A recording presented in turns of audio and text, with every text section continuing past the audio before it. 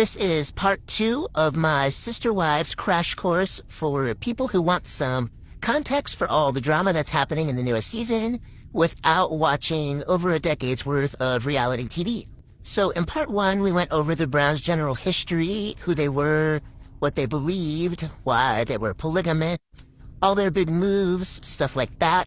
And in this part, I'm going to cover more specific instances of drama in the early years. Also, I think most people know this by now, but I did forget to add in the last video that all the wives, except for Robin, are currently separated or divorced from Cody. And it used to be Mary who was the only legal wife. She opted to get divorced from Cody in, I think it was 2014, so that Cody could legally adopt Robin's 3 children from her previous marriage. And that's one of the things people have some conspiracy theories about. Some people think that Cody and Robin influenced Mary to do that. The show presents it as very much Mary's idea. And I just kind of always went along with that. I mean, I don't know. So Robin's the only legal wife, and the rest of the wives are married to Cody in celestial marriages, which just means that they went through a specific ceremony that binds them in their religion to each other eternally and in the after. And this behind me here is Christine and her new fiancé, David. I just chose this picture because I liked it, and I think she looks nice. So I'm just kind of riffing and going off the top of my head here. If I miss something, definitely you guys can let me know. But the first kind of instance of drama, the first kind of crack in the facade, because early days especially, TLC really presented the Browns as happy and functional.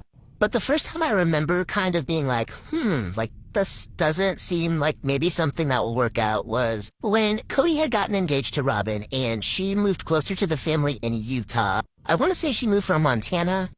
Again, I'm just going off the top of my head here, so correct me if I'm wrong. But she moved closer to be with the family, and they were not married yet. They were still engaged, and she was pushing to be a part of Cody's nightly rotation, which at that time Cody's routine was spending equal amounts of time at each wife's house.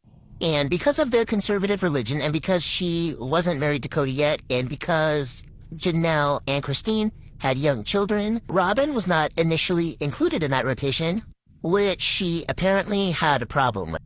In a talking head, she talks about feeling like that's unfair because she moved to be closer to the family, that she doesn't get equal amounts of time with Cody.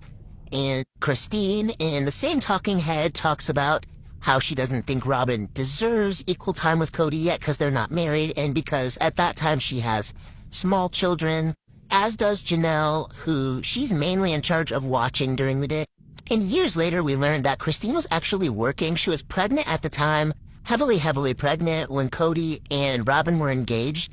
And we found out later that she had a job at night working with, I think, the Census Bureau. So in hindsight, it makes even more sense that she wanted Cody to be spending as much time at her house as possible because, again, she had small kids. She was working at night, watching kids during the day. She had a lot on her plate, and she needed some help from her husband.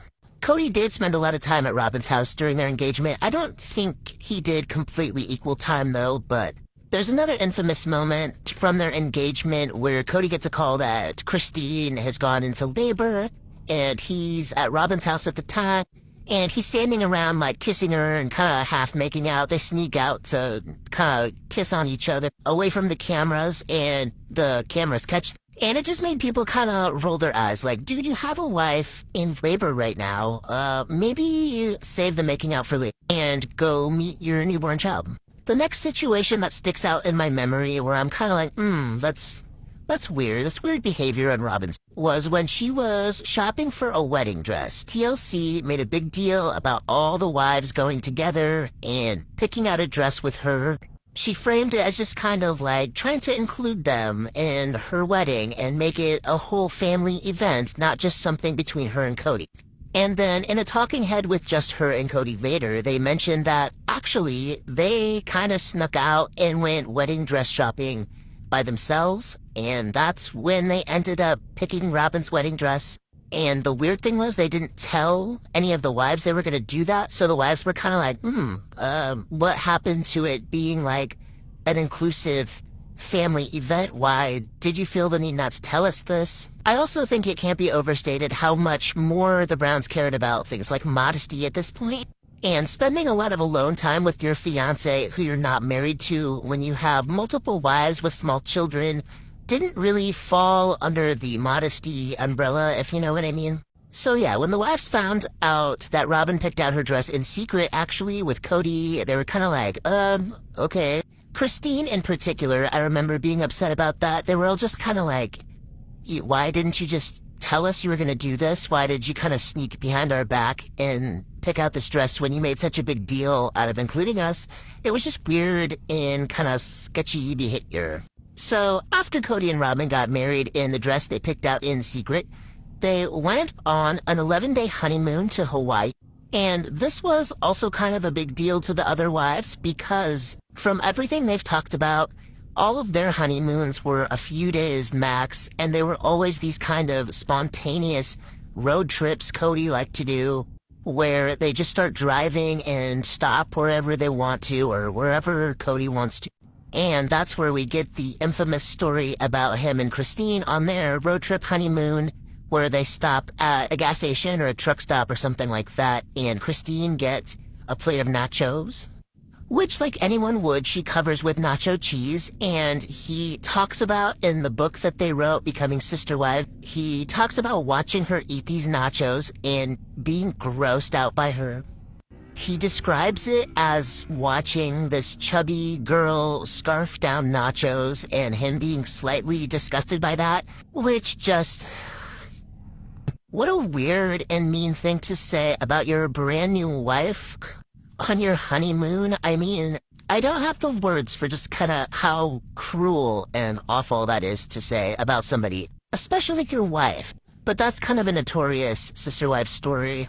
And then for Mary's honeymoon, I think she got sick, and they had to just kind of sit around in their new house for 3 days while they waited for Mary to recover. And once she did recover, Cody took her on a road trip, just like he did Christine and Janelle. But Robin, for some reason, got an 11-day vacation in Hawaii, even though Cody at the time had a brand new baby and a wife in postpartum.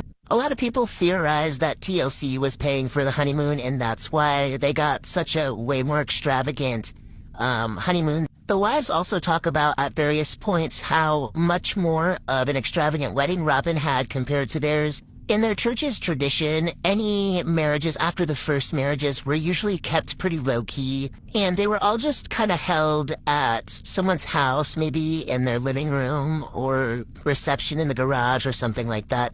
Janelle mentions not even having a reception, and it was only really close family and friends who came. Their dresses were homemade. I think Christine made her dress, or maybe her mom did. And then Robin gets this big party. She goes and buys a brand new dress. And so that always rubbed people the wrong way a little bit too. Again, people think maybe it was because TLC decided to pay for the wedding or chip in, and that's why they could afford to do that. Another thing I'll just have to get into in another part, because I'm running out of time, is that the Browns are also notorious for having really bad money issues. They've filed for bankruptcy, they've had debt issues, so that was just another thing that had people questioning Robin's more extravagant wedding and honeymoon.